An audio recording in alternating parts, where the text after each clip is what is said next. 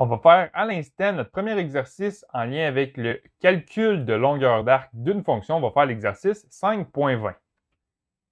En 5.20, on a l'équation ici, y est égal à x exposant 4, et on cherche la longueur d'arc de cette fonction-là entre x est égal à 0 et x est égal à 3.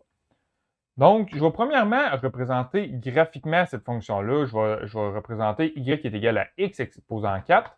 Et ça nous donne cette fonction-là ici, tracée en rouge. Et nous, ce qui nous intéresse, c'est la longueur d'arc entre x est égal à 0 et x est égal à 3.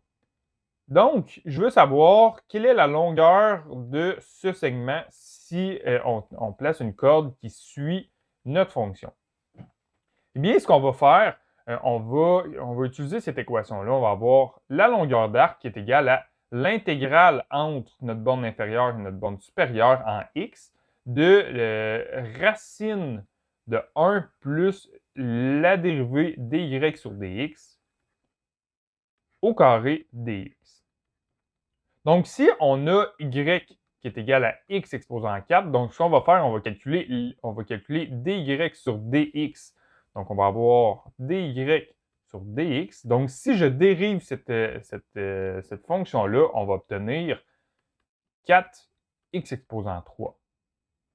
Et les bornes qu'on va utiliser, les deux bornes en x qu'on va utiliser, c'est x est égal à 0 et x est égal à 3. Donc, l'équation qu'on va utiliser, ça va être la longueur d'arc qui est égale à l'intégrale entre 0 et 3 de racine de 1 plus 4x3 au carré dx. Et quand j'effectue le calcul de cette intégrale-là, ce qu'on obtient, c'est une longueur d'arc qui est environ égale à 81,655.